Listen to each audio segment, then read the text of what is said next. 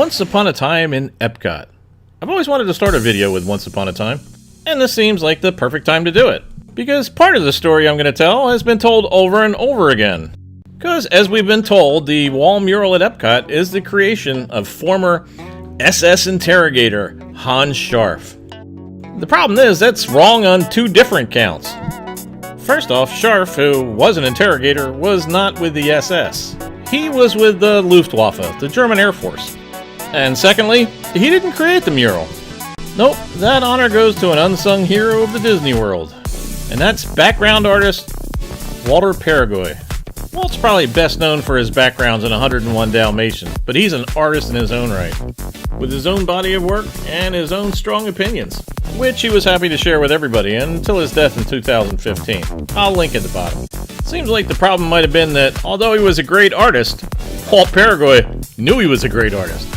Although at Cinderella's castle they decided to give the artist credit for their work, it was decided early on that at EPCOT, no such name would appear on the mural. When Disney execs told Walt that his name wouldn't appear on the wall, he said, well, Scharf's name doesn't appear either then. Although Walt did come to like Hans Scharf and really appreciated the quality of his work. See, Walt considered Hans an artist too. But in the opinion of Disney legends like ROLY CRUMP, Walt may have overvalued his work. Again, I'll link below. And if you step back and take a look at the wall and don't look at it as a mosaic, just as a piece of art, you can see that Walt wasn't that far off. And his artistic rendering of the layers of the earth comes off really well as a mosaic also.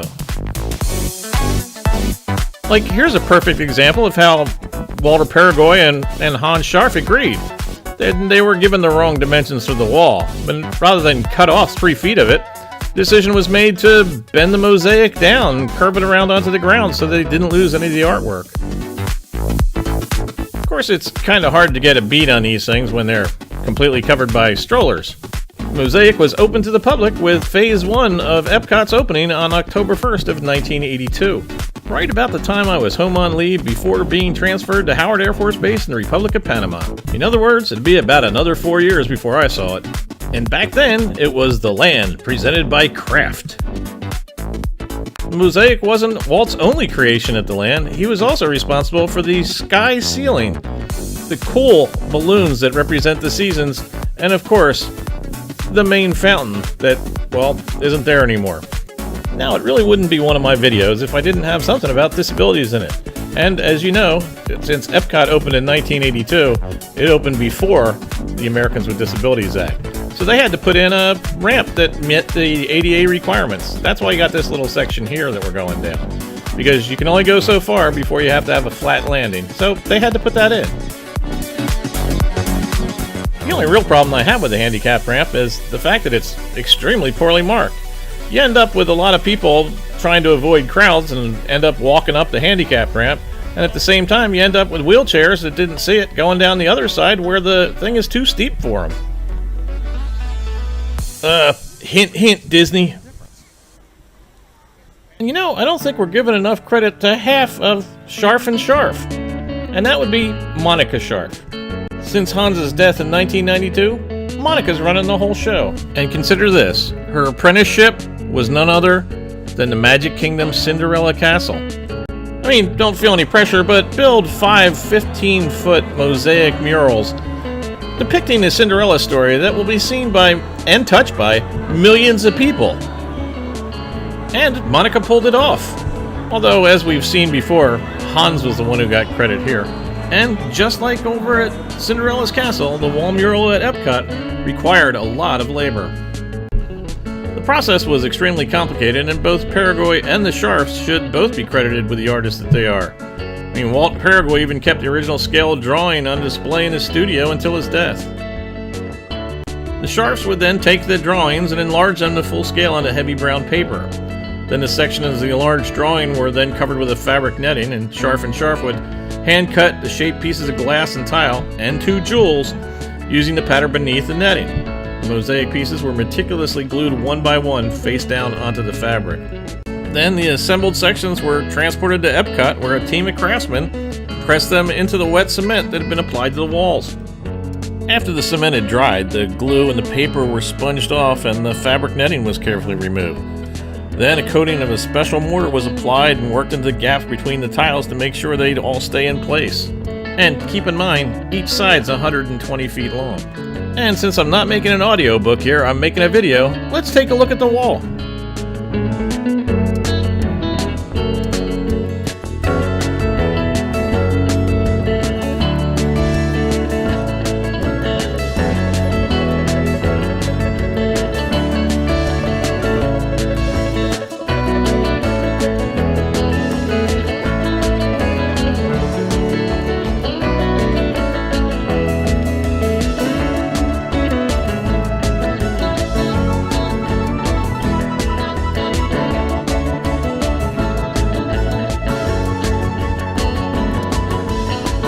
And I guess this is as good a place as any to talk about the two jewels in the wall. Yeah, there's two of them. There's a red one and a green one. One on each side of the mosaic. Now, you'll hear some people say there's one. Well, that's wrong. There's two. It's also been said that one is Monica's birthstone and one is Hans's birthstone, which also isn't correct.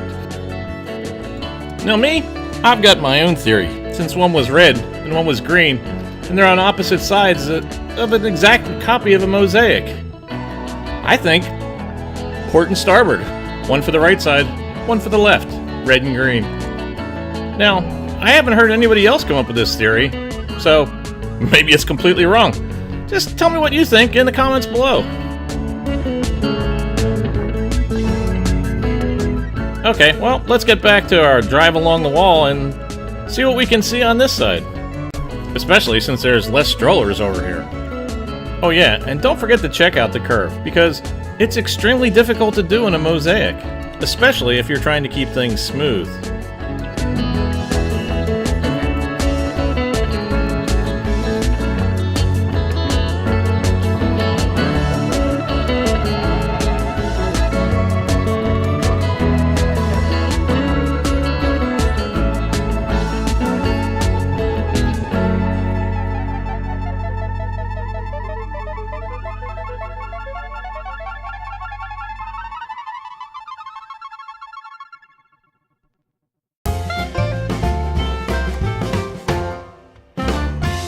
Emmy's just plain exhausted, looking for your likes and comments.